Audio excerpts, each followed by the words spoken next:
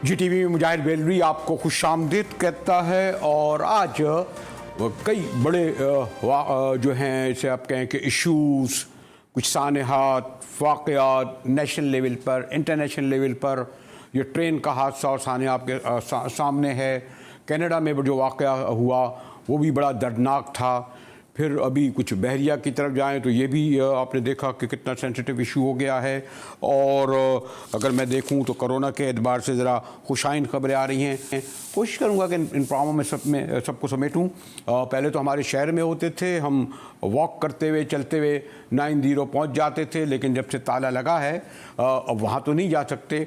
और हमारे जो मेहमान हैं वफाकी वज़ीर मोहतरम अमीनुल हक साहब, इनका भी ज़्यादा वक्त इस्लामाबाद में गुज़रता है, लेकिन मुझे इन्होंने पार्लियामेंट छोड़कर ज्वाइन किया है। तो अमीन भाई, आपका शुक्रिया कि आपने वक्त निकाला। रेल में बड़ा हंगामा खेज़ इजलास था और आज जो वज़ीर ख़ारजा तकरीर कर रहे थे, जिन इशूज़ में कर रहे थे।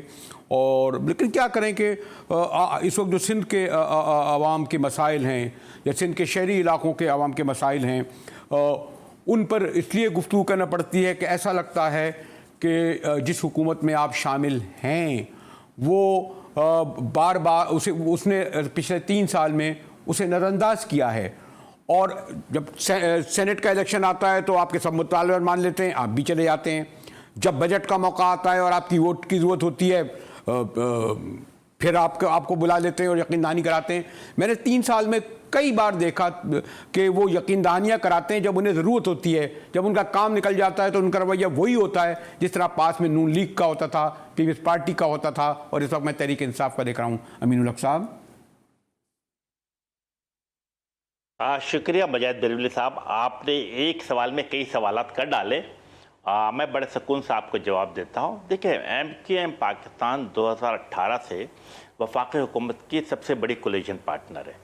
और देखें कि अगर आप MKM के मुतालबात देखेंगे, वो जो MOU हमने साइन किया है पाकिस्तान तहरीक इंसाफ के साथ, तो उस पर किसी ज़ाती मफादात की बात नहीं की है, किसी वजारत, किसी मुशीर या किसी गवर्नरशिप की बात नहीं की, बल्कि MKM ने क्या है कि वो तमाम चीज़ें जिससे कराची के अवाम, हैदराबाद के अवाम, मीरपुर के ख़ास के अवाम को प्रॉब्लम फेस कर रहे थे, उनकी बात की है।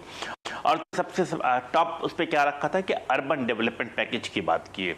और यकीनन मैं समझता हूँ कि हमने बार बार कहीं ना कहीं कोताहियाँ ज़रूर रही हैं वफाकी हुकूमत के साथ भी, कि लेकिन हमने बार बार उनको याद दिलाया है कि आपका फोकस कराची पे रहना ज़रूरी है, हैदराबाद मीरपुर ख़ास के अवाम की खिदमत करना ज़रूरी है। और आप देखें कि यकीनन मेरा ख्याल है कि आगे चलेंगे तो 1.1 ट्रिलियन का जिक्र भी आएगा। नहीं, आप जिन चीज़ों का जिक्र कर रहे हैं अमीन भाई, मसलन मैं अगर वफाक के अगर मैं आपको बता दूं, ग्रीन लाइन मंसूबा 2016 से पड़ा हुआ है और आप जहां रहते हैं वहां से लेकर पूरा आधा कराची खुदा हुआ है। ग्रीन लाइन मंसूबे का कुछ नहीं हुआ। KCR जिसके लिए बाहर से अरबों रुपए आया और जिससे हम लोगों को एक बहुत ज़्यादा समझते थे कि शहरियों के मसाले होंगे, वो हल नहीं हुआ। आपने जो बल्दिया है उसके इलेक्शन नहीं हुए और एडमिनिस्ट्रेटर छोड़ा हुआ है, पूरा शहर गटर बना हुआ है। मैं 1 2 3 ऐसे काम में प्रोविंस से नहीं कहता, उनसे तो अलग, लेकिन जो वफाक के यहाँ बड़े बड़े मंसूबे थे, कोई पेशरफ्त हुई, तारीखों पे तारीखें दिए जाते हैं। अमीनुल हक साहब। मैं अर्ज करता हूँ, let us start with the green line. देखिए, अल्हम्दुलिल्लाह जब पिछली PSDP जब पेश किया गया था गालिबन पिछले जून में, तो उसके ऊपर 10.5 अरब रुपए ग्रीन लाइन पे रखे गए थे। अल्हम्दुलिल्लाह वो तकरीबन 10 अरब के करीब पूरे के पूरे खर्च हुए हैं। आपके तवस्सुस से पूरे पाकिस्तान के अवाम को बताना चाहता हूँ, खुशखबरी देना चाहता हूँ कि अल्हम्दुलिल्लाह बसों का टेंडर भी जो ग्रीन लाइन का वो कर दिया गया है। गालिबन 21 जुलाई को या 21 अगस्त को, दोनों में से कोई एक दिन है, जो बस जो है ग्रीन लाइन के कराची में लैंड कर जाएगी और इंशाल्लाह ताला अगस्त से। आप ये कह रहे हैं जो 2016 का मंसूबा था 16 अरब का था, 21 अरब का हुआ, और अब आप ये कह रहे हैं 1 महीने बाद वो हो जाएगा। ये क्योंकि मैंने कई बार तारीखें दी गई हैं, वाकई ये जो अगर 21 जुलाई को जी बिल्कुल, मैं अर्ज कर रहा हूँ कि जुलाई या अगस्त में आप देखेंगे कि ग्रीन लाइन बसें कराची में चलना शुरू हो जाएंगे। अब आते K4 के मंसूबे की तरफ। K4 का मंसूबा आपको पता है कि 2009 से ये सिंध हुकूमत के पास पड़ा हुआ था, नहीं मुकम्मल कर रहे थे। हमने कराची शहर में मुजाहरा शुरू किया, उसमें हलचल हुई और 2016 में K4 का मंसूबा सिंध हुकूमत ने ऐलान किया और कहा कि 2 साल में मुकम्मल करेंगे। 2018 गुजर गया, मुकम्मल नहीं हुआ। क्या हुआ कि बहालत मजबूरी 1.1 ट्रिलियन पैसे रखे गए, इसके ऊपर वफाकी हुकूमत को इन्वॉल्व होना पड़ा। अल्हम्दुलिल्लाह वापडा ने उसका फिजिकल सर्वे कर लिया है और इंशाअल्लाह ताला वफाकी हुकूमत ने क्या ऐलान किया कि K4 के मंसूबे पे चाहे 10 अरब रुपए खर्च हो या 60 अरब रुपए खर्च हो, वफाकी हुकूमत अपने पैसे से उसे मुकम्मल करके देगी। अल्हम्दुलिल्लाह मैं समझता हूँ कि PSDP में आप देखेंगे इसके ऊपर पैसे भी रख दिया जाएगा और हमारा टारगेट है कि 2023 अमीन भाई अब मैं तीसरे इशू की तरफ आऊंगा तो सॉरी तो से अमीर भाई, जो आप आज एक तवातुर से मैं भी चाहे कि अल्हम्दुलिल्लाह और माशाल्लाह ये ज़रूर हो जाएगा, थोड़ा इससे सवाल बन रहा था, लेकिन अब जैसे KCR का मैं कहूँगा, यानी ये जो 3 साल से गुफ्तगू हो रही है, कराची सर्कुलर रेलवे पता नहीं कहाँ है, मैं यानी वफाक की ये बड़े बड़े चीज़ें बता रहा हूँ, नीचे तो मैं आ ही नहीं रहा हूँ, मैं ना रोज़गार पे आ रहा हूँ कि जो पता नहीं सिंध के शहरी इलाकों को मिला नहीं मिला, मैं इस पे भी नहीं आ रहा हूँ कि ये लोकल बॉडीज़ के इलेक्शन अब तक क्यों नहीं हो रहे जो वफाक का इशू होता, और भी रिलेटेड इशू हैं ये जो ह्यूमन राइट के। लेकिन ये जो 3 वफाक के बड़े बड़े आपने खुद जिक्र कर दिया, तो ये जो हम 3 साल से देख रहे हैं और ख़ासतौर पर मैंने देखा KCR वाला भी, जॉब वाला भी, और चले इसके भी जवाब देते फिर मैं आगे बढ़ूँ। मैं बिल्कुल अर्ज कर देता हूँ, KCR पे भी आ जाता हूँ। अल्हम्दुलिल्लाह KCR के ऊपर भी वफाकी हुकूमत ने अपने आप को स्टैंड किया है और उनकी ख्वाहिश ये कि KCR को पब्लिक प्राइवेट पार्टनरशिप के साथ पाया तकमील तक पहुँचाया जाए। इसके ऊपर बातचीत का अमल जारी, इंशाअल्लाह ताला इसका भी कोई रोड मैप फौरी तौर पर आपको दे दिया जाएगा। 2-3 बड़ी इंपॉर्टेंट बात है। जब आपने कहा मुजाहिद बरेलवी भाई, आपको पता है कि 18वीं तरमीम के बाद ये तमाम जिम्मेदारी किसकी बनती थी? सूबाई हुकूमत की। लेकिन सूबाई हुकूमत के ना करने पर क्या हो रहा है, आप सबने देखा कि आज से 2 महीना पहले कराची के अवाम को वफाक की तरफ से 50 फायर टेंडर का तोहफा दिया गया, 2 बाउजर का तोहफा दिया गया। आपको पता है कि 55 फायर टेंडर कराची में थे, सिर्फ और सिर्फ 14 काम कर रहे थे। इसका मतलब सिंध हुकूमत की नाअहली थी। उसको देखते हुए वफाकी हुकूमत ने 50 फायर टेंडर का तोहफा कराची को दिया। अब आगे आते हैं, मेरा ख्याल है कि आप सब अगर डिस्ट्रिक्ट सेंट्रल से गुजरते होंगे तो फ्लाई ओवर बनाना, रोड बनाना किसकी जिम्मेदारी? अगेन सूबाई हुकूमत की। 3 फ्लाईओवर वफाकी हुकूमत ने अपने खर्चे से बनाकर सिंध के अवाम को दिया। इसी तरीके से गार्डन का रोड 1 अरब 1 बिलियन की लागत से बनाया जा रहा है और मंगो पीर के रोड पे भी काम जारी है। लेकिन अब देखें अमीन भाई, यही तो मुश्किल है। आपको जब इल्म है कि 18वीं तरमीम के बाद बेशतर जो आपके मसाइल हैं, बेशतर आईनी कानूनी तौर पर या आवाम के, उनका ताल्लुक प्रोविंशियल गवर्नमेंट से है और प्रोविंशियल गवर्नमेंट से आपकी कन्फ्रंटेशन है, महादाराई है, फिर और उसकी बदकिस्मती से शक्ल जो है लिसानी भी बन गई है। तो आप जब इनसे लड़कर कैसे लेंगे? इस्लामाबाद के पास तो आप बनीगाला में चले जाते हैं, वज़ीर आला हाउस या आवाम के मसाइल के लिए क्यों नहीं चले जाते जो 2 फर्लांग के फासले पर है? आपके इस कन्फ्रंटेशन से सिंध के शहरी आवाम का इलाकों को नुकसान हो रहा है ना। आप देखिए, हम कन्फ्रंटेशन पे नहीं जाना चाहते। हम खुद तो कह रहे हैं नाअहल है वो। हमारा पीपल्स पार्टी के साथ, सिंध हुकूमत के साथ ना, मैं अर्ज कर रहा हूँ ना, हमारी तो ख्वाहिश थी कि उनके साथ एक वर्किंग रिलेशनशिप होना चाहिए। वर्किंग रिलेशनशिप की बुनियाद क्या होती है? अवाम और अवाम की खिदमत का जज्बा। हम समझते हैं कि पाकिस्तान पीपल्स पार्टी ने जो अमल मेरा ख्याल 2009-10 और बिलखसूस 2013 के बाद अमल रखा हुआ है, इससे कराची के अवाम का, हैदराबाद के अवाम का उन पर एतबार और एतमाद उठ गया है। आप सबको पता है कि 2013 के लोकल गवर्नमेंट एक्ट में क्या हुआ, वो तमाम इख्तियार जो पहले मेयर के पास होते थे वो छीनकर सिंध हुकूमत ने अपने पास रख लिया। तो ये चीज़ें तो अवाम देख रही है। अब सवाल ये पैदा होता है कि क्या कराची सिंध का हिस्सा नहीं है? क्या हैदराबाद सिंध का हिस्सा नहीं है?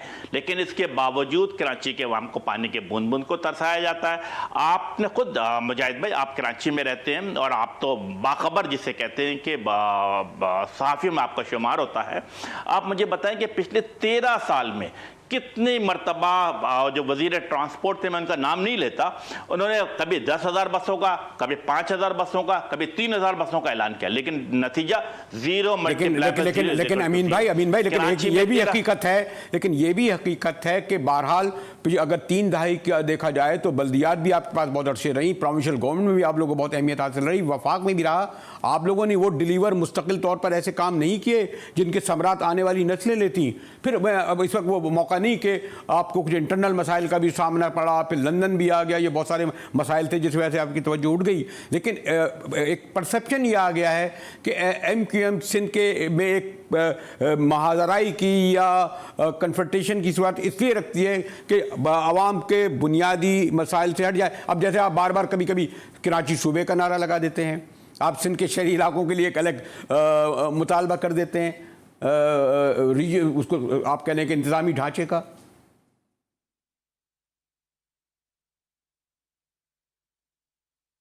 अमीन भाई जी, मैं आखिरी चंद बातें नहीं सुन पाया मैं, लेकिन मैं अर्ज कर दूं कि देखिए, यस, हम कराची के अवाम के दिल की आवाज़ है, हमें इस बात का अंदाज़ा है और हम हमेशा उनके दुख दर्द में शरीक रहते हैं। यस, मेरा ख्याल है कराची जो डिस्क्रिमिनेशन कराची, हैदराबाद और शहरी सिंध के साथ किया जा रहा है, अब आप देखें कि नौकरियों के नाम पर क्या किया गया, 3 लाख डोमिसाइल कराची के बना करके कराची का हक मार दिया गया। तो ये चीज़ें तो अब मेरा ख्याल है कराची हैदराबाद के हम तो चाहते हैं कि हर सूरत में जनूबी सीबा सिंध लाजमी तौर पे बनाया जाए, और इसके लिए मेरा ख्याल है MQM ने बिल्कुल जहन तैयार कर लिया है। इस पर प्रेस कॉन्फ्रेंसें भी कर चुके हैं और मेरा ख्याल नश्ता पार्क में होने वाले जलसे में करारदाद भी मंजूर कर ली गई है। तो मैं समझता हूँ इसके ऊपर बिल्कुल काम जारी वो सारी रहेगा। होना क्या चाहिए था कि अगर हम देखते हैं कि पिछला बजट देखते हैं या अभी आने वाला बजट अगर सिंध हुकूमत का देखेंगे तो आपको हम वफाक का बजट देखेंगे, हम ये भी तो देखेंगे। वो तो कहते हैं जी, सिंध वाले तो कहते हैं कि जी वफाक हमें नहीं दे रहा। अगर सिंध के लिए मांग रहे हैं तो आपको तो फिर सिंध गवर्नमेंट के साथ खड़ा होना चाहिए। आज हमारे मुराद अली शाह साहब कह रहे थे कि जो हमारा वफाक को सिंध का हक देना था, हक नहीं देना। अब वहां पर आप वफाक का केस लड़ेंगे या सिंध का केस लड़ेंगे? नहीं, हम MQM हक और सच के साथ खड़ी रहेगी। अब मैं आपको अर्ज कर देता हूं कि NFC अवार्ड 2 मरतबा अब तक जिसे कहते हैं मौजूदा हुकूमत में मिल चुका है। ट्रस्ट मी, 1504 अरब रुपए अब तक सिंध हुकूमत को मिल चुका है NFC अवार्ड के जरिए। इसके साथ साथ रॉयल्टी के नाम पर बदीन और घुटकी का जो गैस के मंसूबे हैं, इसके पास से रॉयल्टी के पैसे सिंध हुकूमत को अलग मिलते हैं। मुझे सिंध हुकूमत से सिर्फ ये बता दे कि कोई शहर ना बताए, कोई डिस्ट्रिक्ट ना बताए, बल्कि हमें एक UC बता दे कि मॉडल UC है जहां पर रोड भी मौजूद है, पानी भी मौजूद है, ट्रांसपोर्ट का निज़ाम भी मौजूद है। ऐसा कुछ नहीं है। तो यकीनन ये अब सूबाई हुकूमत क्या मुतालबा करती है कि जी आप जो फंड है वफाकी हुकूमत डायरेक्ट उस पर खर्च ना करे, बल्कि वो कहते हैं सूबाई हुकूमत को दे दे। सूबाई हुकूमत को देने का मतलब कि पापड़ वाले के अकाउंट में चला जाएगा, फालूदा वाले के अकाउंट में चला जाएगा। इसीलिए मैं जो कि आपने वफाक के हवाले से पूछा कि क्या मंसूबे, मैं दो मंसूबे आपको बता देता हूं जिससे आपको अंदाजा हो जाएगा कि है तो बहुत लंबी चौड़ी लिस्ट, लेकिन मैं आपको 2 मंसूबे बता देता हूं कि सक्खर से लेकर हैदराबाद मेरा ख्याल है मोटरवे कौन बनाने जा रहे, वफाकी हुकूमत बनाने जा रही है। और आपको मुजाहिद भाई ये सुनकर खुशी होगी कि अल्हम्दुलिल्लाह कराची IT पार्क के लिए, कराची IT पार्क जो कि शारा फैसल यानी स्टार गेट के पास बनाया जाएगा, उसके लिए एक्निक से भी 31 अरब रुपए का आप उसे देखेंगे। आपकी जमात की बुनियाद, आपकी मकबूलियत, आपकी ताकत थी उन इश्यूज पर कि लोगों को यहाँ 1.5 करोड़ बच्चे स्कूल नहीं जाते, यहाँ रोजगार नहीं मिलता, यहाँ उनको अब तो पानी का भी इशू आ गया है, यहाँ सड़कें गलियाँ बन जाती हैं। मतलब ये आपको जो MQM जो था उसका तो ये IT पार्क के लिए नहीं थी। मैं तो ग्रीन लाइन को भी नहीं कहूँगा। मैं ये कह रहा हूँ कि जिस बुनियाद पर आपकी पार्टी को इतनी मकबूलियत मिली, आपने राज किया, वो इशूज़ तो अपनी जगह अभी तक मौजूद हैं, वो तो नहीं हल हो रहे ना। मतलब वही मैं कह रहा हूँ कि एजुकेशन देख लें, हेल्थ देख लें, सड़कों की हालत देख लें, पानी का हालात देख लें, बिजली का सबसे बड़ा मसला देख लें, जो आज के सबसे बड़ा जो के इलेक्ट्रिक के लोग यरगमाली बने हुए हैं। मैं अर्ज कर दूं, मेरा ख्याल है कि आपने तरतीबवार तमाम चीज़ों के बारे में पूछा है, मैं उसका जवाब देता हूं। आपने जिन जिन चीज़ों का जिक्र किया मां सवाए के इलेक्ट्रिक के, ये तमाम के तमाम सूबाई हुकूमत की जिम्मेदारी बनती है। लेकिन सूबाई हुकूमत जिसे कहते हैं कि सियासी इंतकाम के नाम पर और महाजिर दुश्मनी के नाम पर कोई तरक्याती काम कराची में नहीं कराना चाह रही। अगर आप बात करेंगे MQM की, जब MQM के पास इख्तियारात रहे तो MQM ने कराची के लिए काम किया, कराची को एक बड़ा जिसे कहते हैं कि मेट्रोपॉलिटन शहर में तब्दील किया। मैं सिर्फ 2 एग्जांपल आपके सामने रख देता हूं कि पाकिस्तान का पहला फ्लाईओवर कब बना, जब MQM पाकिस्तान का मेयर था कराची में, नाजाबाद में फ्लाईओवर बनाया गया। कराची में उस वक्त पाकिस्तान का नहीं बल्कि पूरे बरसगीर का वाहिद मेडिकल कॉलेज है कराची मेडिकल डेंटल कॉलेज। किसके ज़ेर इंतजाम है? बल्दिया उज़्मा कराची के ज़ेर इंतजाम चलाया जाता है। आगे बढ़ते हैं 2003, 4, 5, 6, 7 जब जब हमारे पास वफाकी सूबाई और बल्दियाती इख्तियारात रहे तो हमने कराची में जिसे कहते हैं ग्रीन बसेज भी चलाए, हमने अंडर पासेज भी बनाए, फ्लाईओवर भी बनाए, रोडों को भी तो बनाए। और आप ये समझते हैं कि हमें कराची या सिंध के शहरी मसाइल आवाम को जो मसाइल दरपेश हैं उसमें मुकम्मल तौर पर वफाक जो है वो पूरी सिंसियर है, ऑनेस्ट है, उसका कोई कसूर नहीं है, सारा मलबा, सारा कसूर, सारी जिम्मेदारी सिंध गवर्नमेंट पे? मैं थोड़े से इसको रिफ्रेश कर लेता हूं। देखिए, वफाक की तरफ से जो काम हो रहा है उसे अभी एमकेएम पाकिस्तान मुकम्मल तौर पे मुतमिन नहीं है। हम ये समझते हैं कि हमें और काम करने हैं और बहुत ज़्यादा काम करने हैं। जब तक पानी का मसला हल नहीं होगा, ट्रांसपोर्ट का मसला हल नहीं होगा, लोगों के जॉब का मसला हल नहीं होगा, स्कूल और कॉलेजेस को खोला नहीं जाएगा, तो मैं समझता हूँ उसके बगैर नामुमकिन है। मैं एक और मिसाल आपको बता दूँ, अपने तालिब का पूछा। ट्रस्ट मी कि हैदराबाद यूनिवर्सिटी पिछले 2 साल हो गया उसके संग बुनियाद रखी गई। उसकी ज़मीन के लिए वज़ीर आला सिंध से कम मैंने और असद उमर ने मुश्तरका तौर पे 8 दफ़ा उनसे रिक्वेस्ट की है। इसके बावजूद मैं खुद कंवर नवेद साहब के साथ चलकर चीफ मिनिस्टर से दरख्वास्त की कि आप ये ज़मीन जो है बराए मेहरबानी सिविल एविएशन को हैंड ओवर कर दें। इनकार कर दिया।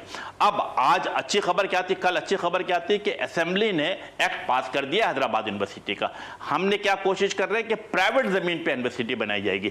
तो हम तो शहरी सिंध की अवाम की बेहतरी के लिए, जो आपने कहा कि तालीम के हवाले से, स्कूल के हवाले से, कॉलेज के हवाले से, मेडिकल कॉलेजेस के हवाले से हमारी तो कोशिशें जारी वो सारी है। और इंशाअल्लाह अगर मैं डेवलपमेंट के हवाले से बात करूंगा, बात खत्म हो जाएगी। आखिर में एक सियासी सवाल कर लूं, अमीन भाई, एक सियासी सवाल कर लूं, एक आखिरी बात कंक्लूडिंग। जी।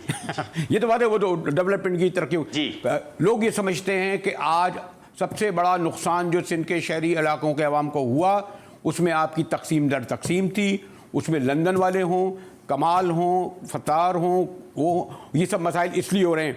हमने देखा कि जब संजरानी का पंजाब में क्या हुआ, सेनेट पर नून लीग, पीटीआई, पीपीपी एक हो गए, सीटें बांट ली, वो एक हो सकते हैं। और आप लोग जो है यहाँ बैठकर जो आपके अपने पुरानी साथी थे, अगर आज एक हो जाते और एक ताकत होते तो शायद ज़्यादा बेहतर पोजीशन में सिंध गवर्नमेंट और वफाक से नहीं बात कर सकते थे। इसके लिए आप क्यों नहीं पेशरफ्त करते? जी, आपकी बहुत ज़बरदस्त सजेशन है। मैं अर्ज़ करता हूँ कि हमने ये पिछले 3 दहाइयों से देखते चले आ रहे हैं कि सिंध के शहरी अवाम क्या है। सिंध के शहरी अवाम से 2 चीज़ों से रोमांस करते हैं। एक, एमकेएम के इंतखाबी निशान पतंग, और एमकेएम का जो रेड, ग्रीन और वाइट झंडा उसके साथ है। और हमने देखा कि 2018 का इलेक्शन में भी अल्हम्दुलिल्लाह पूरी कौम साथ खड़ी थी।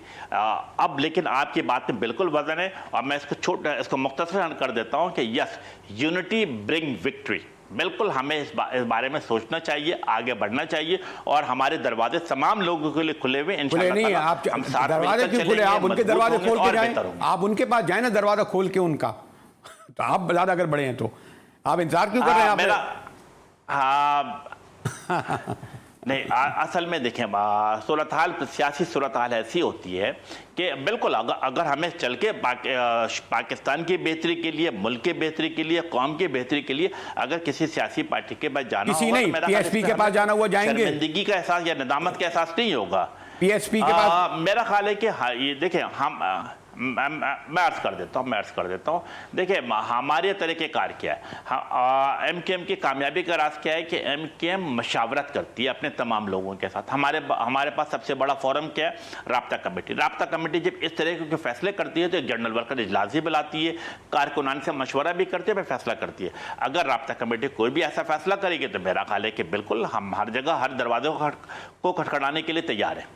ठीक है, मैं तो चाह रहा था अमीन भाई, बल्कि ज़्यादा आप सामने बैठे होते, बहुत तफसील से आपसे गुफ्तगू कर हमने डेवलपमेंट के हवाले से बात की, लेकिन बहुत सारे बुनियादी सवाल रह गए क्योंकि कैमरे के पीछे से कहा गया कि हमें एक और बड़े इशू की तरफ जाना था। शुक्रिया अमीन भाई, आपने हमारे लिए वक्त निकाला। मिलते हैं एक ब्रेक के बाद। और जैसे मैंने कहा कि कनाडा में जो कुछ सानिया वाक़या हुआ है, पूरी कौम अफसरदा उस पर है, बल्कि पूरा मगरब है। हमारे साथ रहिएगा।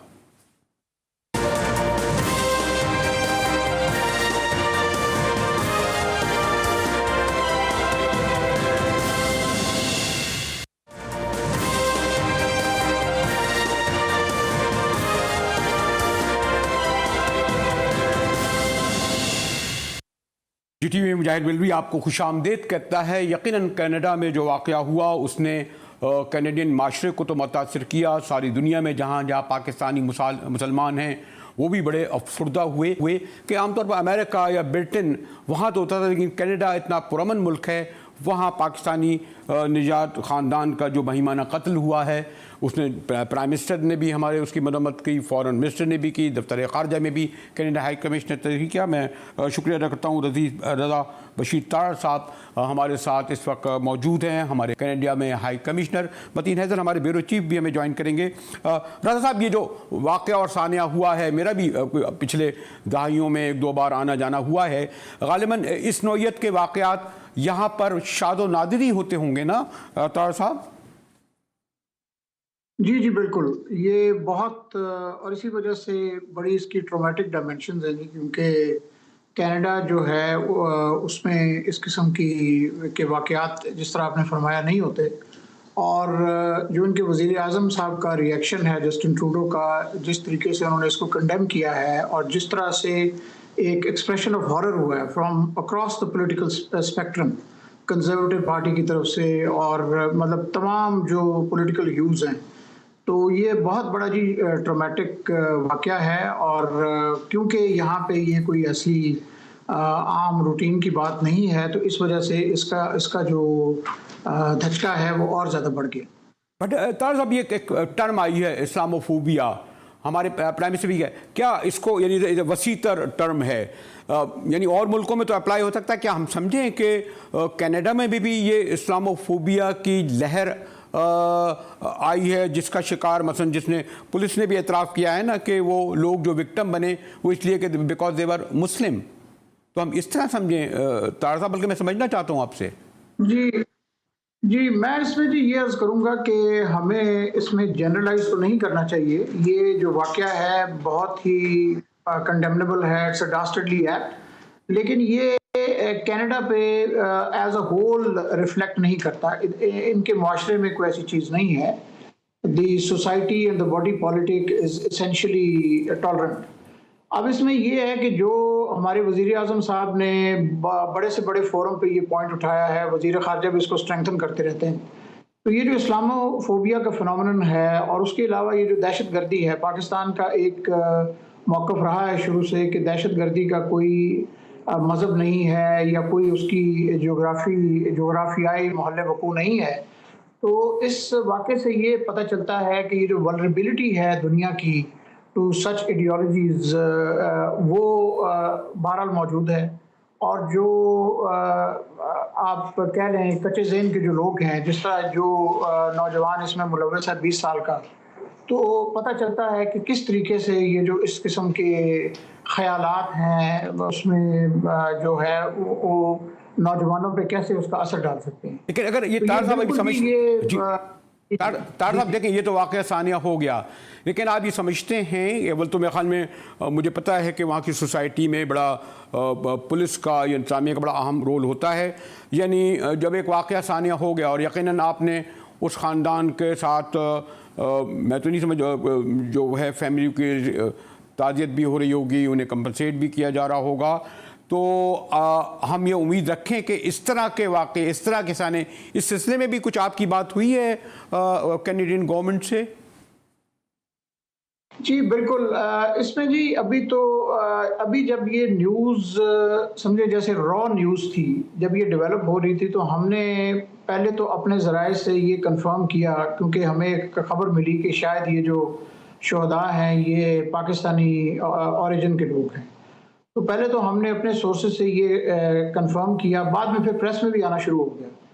तो हमारा फौरी एक तो ये था कि हमने RCMP को और फिर जो फेडरल और प्रोविंशियल लेवल पे सरकारी तौर पे दरख्वास्त की कि जी हमें इसके फैक्ट्स बताए जाएं, और इसमें हमने ये पॉइंट आउट भी किया कि ये एक एक्ट ऑफ टेरर है रूटेड इन इस्लामोफोबिया, क्योंकि हमारा ये कंसर्न था कि ये एक वो कोई रूटीन का केस इसको ना ट्रीट किया जाए, it should be dealt with the seriousness that it deserves.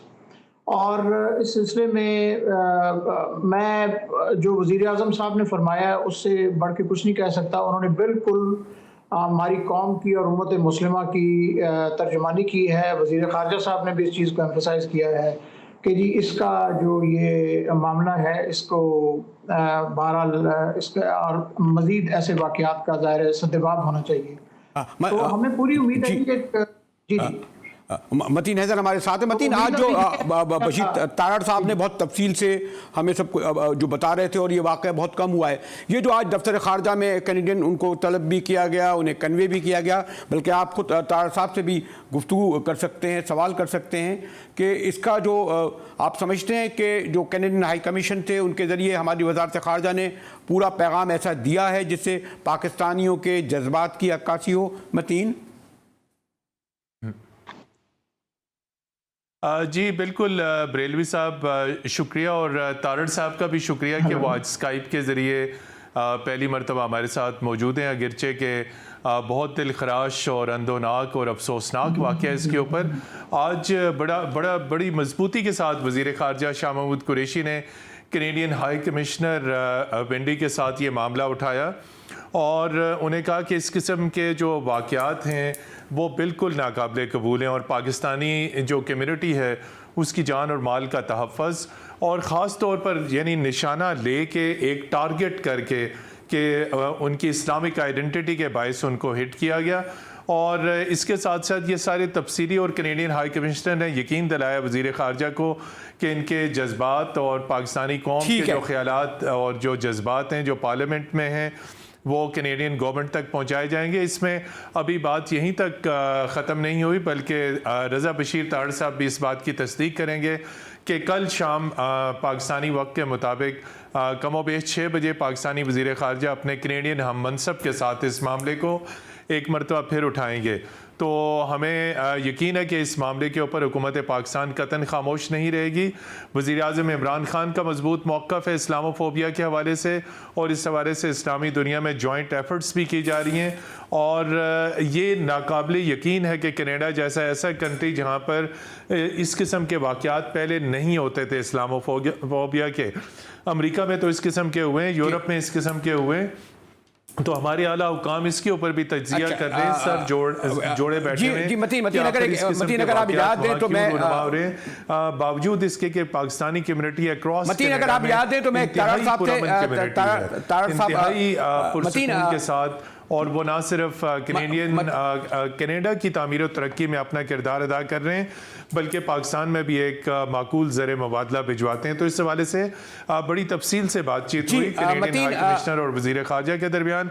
इसकी फॉलो अप डेवलपमेंट कल यह है कि दोनों मुल्कों के वज़राए ख़ारजा इसके ऊपर बात करेंगे और मामलात आगे बढ़ेंगे। रज़ा साहब जैसे कह रहे थे कि उन्होंने प्रोविंशियल और फेडरल हुकाम के साथ बातचीत की है, वो भी जो तफसीलात आएंगी यकीनी तौर पर वो दफ्तर ख़ारजा के साथ शेयर करेंगे। तो मैं समझता हूँ ये एक ऐसा वाक़या है जिसने पूरी पाकिस्तानी कौम को हिलाया, लेकिन हमारा दफ्तर ख़ारजा और कनाडा में हमारे जो हाई कमिश्नर हैं वो इस वाक़े के ऊपर मुतहर्रिक हैं और मुतहर्रिक होना भी चाहिए, क्योंकि इंतहाई अंदोनाक दिलखराश वाक़या है। इसकी तमाम पहलुओं से तहकीकात की जा रही है। जी रवीश साहब, अगर मैं आपसे कंक्लूडिंग एक ये सवाल करूं कि यकीनन गाहे बगाहे पाकिस्तानी आपसे मिलते भी रहे होंगे, उस वाक़े और साने ने काफ़ी शायद खौफजदा कर दिया हो, परेशान कर दिया हो, और लोग जो रूटीन की ज़िंदगी आमतौर पर होती है हमारे यहाँ, और वहाँ शायद पता भी नहीं चलता कि मैंने कहा ना कि टोरंटो में मेरा आना जाना रहा है कि घुल मिल के रहते हैं। तो इस सिलसिले में आप कोई स्टेप उठाएंगे कि पाकिस्तानियों को स्काइप के ज़रिए बिकॉज ऑफ कोरोना या कोई हाई कमीशन स्टेप लेगा ताकि उन्हें एतमाद में लिए जाए, उनका एतमाद बहाल हो कि इस तरह का दूसरा वाक़या कोई नहीं हो? इस तरह में कोई स्टेप उठा रहा है आपका कमीशन और ख़ुद आप और आपका अमला?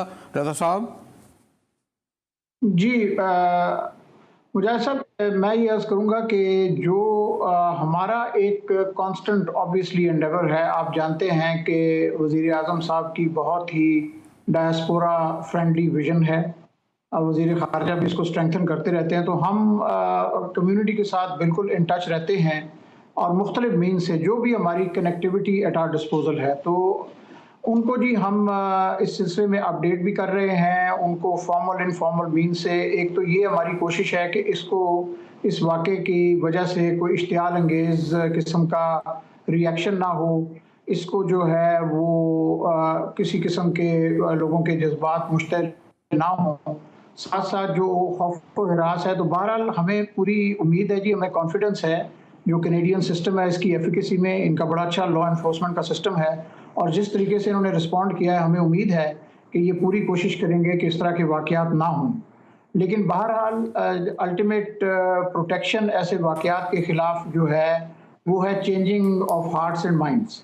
तो वो इंशाल्लाह यहाँ पे जो मुसलमान तंजीमें हैं उनकी भी एक जहद मुसलसल है, हमारा भी जो उसमें हम्बल कंट्रीब्यूशन हो सकता है वो हम करते रहेंगे।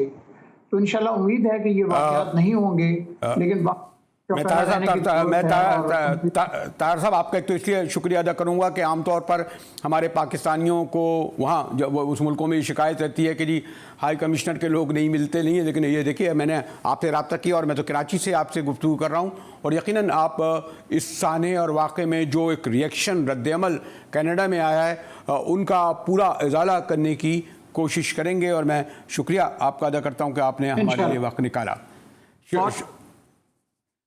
शुक्रिया रज़ा बशीर तार साहब और हमारे ब्यूरो चीफ मतीन नज़र तो घर के आदमी हैं, इसलिए इनका भी शुक्रिया अदा करता हूँ और मिलते हैं एक ब्रेक के बाद कि बहरहाल आखिरकार अबू ज़बी में क्रिकेट का मैदान सज गया।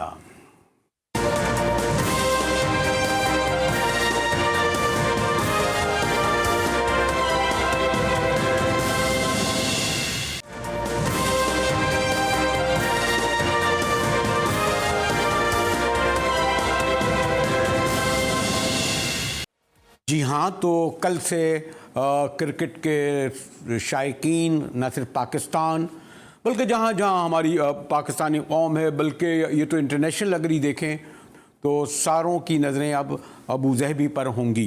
ख़ास तौर पर PSL बहरहाल आमतौर पर तो क्रिकेट मैचेस ही जो होते थे या टेस्ट मैचेस होते थे या T20 होते थे या दो मुल्कों के दरमियान जो टेस्ट होते थे लोग उन्हें ही दिलचस्पी से देखते थे, लेकिन अब वाहिद तफरी का ज़रिया क्रिकेट रह गया है।